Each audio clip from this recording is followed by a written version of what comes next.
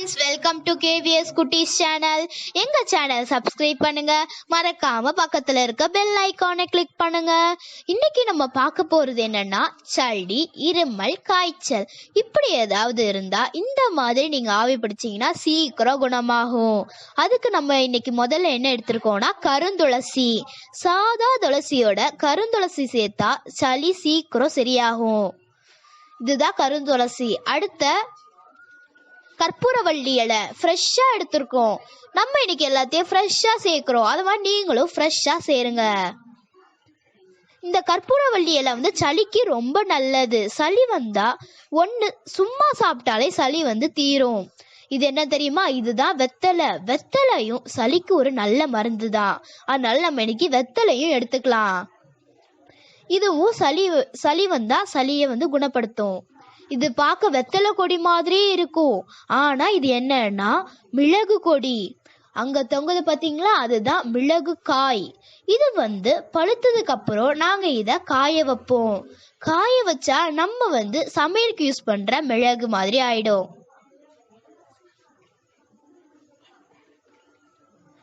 இத பாருங்க, இதுதான் அந்த மிளகு. இந்த மிளகை வச்சுதான் நம்ம இன்னைக்கு ஆவி பிடிக்க போறோம். இது என்ன தெரியுமா? இதுதான் கருநொச்சி இலை. வெள்ளை நொச்சின்னு இன்னொன்னு இருக்கு, ஆனா கருநொச்சி தான் சளிக்கு நல்லது. அதனால நம்ம இன்னைக்கு கருநொச்சியை எடுத்துக்கலாம். இப்ப நம்ம இந்த ஆவி பிடிக்கிறதுக்கு தேவையான தண்ணிய மண்பானையில தான் நம்ம இன்னைக்கு கொதிக்க வைக்க போறோம். இப்ப ஆவி பிடிக்கிறதுக்கு தேவையான பொருட்கள் என்னன்னு பார்ப்போம். கல்லுப்பு, வெத்தலை, மிளகு, ஓமம், அடுத்த கருநொச்சி. இந்த கருநொச்சியை நம்ம முழுசாதான் போடணும். இலைய மட்டும் நம்ம தனியா போடக்கூடாது, காம்போட சேர்த்துதான் போடணும். அதனால நீங்க காம்போட சேர்த்து போடுங்க. இது இஞ்சி, அடுத்த பூண்டு. இஞ்சி பூண்டை நம்ம இடிச்சுதான் போட போறோம். அடுத்த மஞ்சத்தூள், கற்பூரவள்ளி இலை, கருந்துளசி, அடுத்த லெமன். இதெல்லாம் தான் இன்னைக்கு ஆவி பிடிக்க தேவையான பொருட்கள். வாங்க பண்ணலாம். இப்ப நம்ம ஒண்ணா சேர்த்து இடிச்சுக்கலாம். மிளகு எடுத்துக்கலாம். மிளகு சேர்த்துக்கலாம். முதல்ல இடிகல்ல போட்டுதான் நம்ம இன்னைக்கு இடிக்க போறோம்.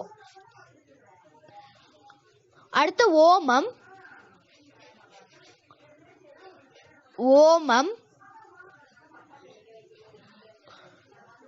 இப்ப நம்ம பூண்டை நம்ம தோலோடயே போட்டுக்கலாம். தோல் உரிச்சு போடணும்னு இல்ல, தோலோடயே போட்டுக்கலாம். ஏன்னா நம்ம கொதிக்க தானே வைக்க போறோம், அதனால நம்ம தோலோடயே போட்டுக்கலாம். அடுத்து இஞ்சியும் தோலோடய போட்டுக்கலாம். அதை சின்ன சின்னதா வெட்டி போட்டுக்கலாம். ரொம்ப சின்னதா வேணாம், லைட்டா வெட்டி போட்டுக்கலாம். சின்ன சின்னதா இந்த மாதிரி வெட்டி போட்டுக்கோங்க. இப்ப நம்ம இதெல்லாம் சேர்த்து இடிக்கலாம். இந்த மாதிரி இடிக்கல வச்சு நல்லா இடிங்க. ரொம்ப இடிக்க வேணாம், கொரன்னு இடிச்சா போதும். இந்த மாதிரி இடிச்சுக்கோங்க. இப்ப நம்ம எல்லாத்தையும் இடிச்சாச்சு. நம்ம எடுத்து வச்சிடலாம். இப்ப இடிச்சதெல்லாம் தனியா எடுத்து வச்சிடலாம். இத பாருங்க, இந்த மாதிரி இடிச்சுக்கோங்க. இப்ப தண்ணி கொதிக்குது. இப்ப நம்ம இதுல ஒரு இன்கிரீடியண்ட இதுல சேர்க்கலாம். கருந்துளசி முதல்ல சேர்த்துக்கலாம், அப்படியே சேர்த்துக்கோங்க. அடுத்த கருநொச்சி இலை எடுத்துக்கலாம். இலைய மட்டும் போடக்கூடாது, காம்போட தான் நம்ம இன்னைக்கு சேர்க்கிறோம். மஞ்சத்தூள், அடுத்த கற்பூரவள்ளி இலை,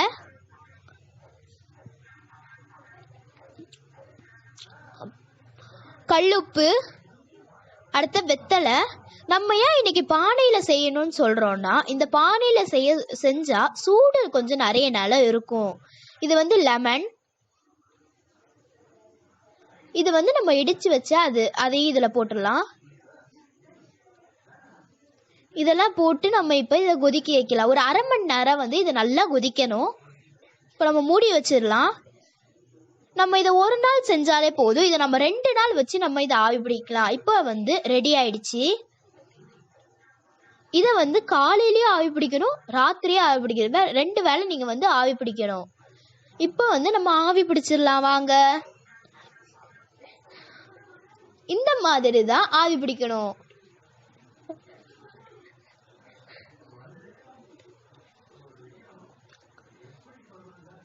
இந்த மாதிரி வேர்க்கிற வரைக்கும் ஆவி பிடிங்க.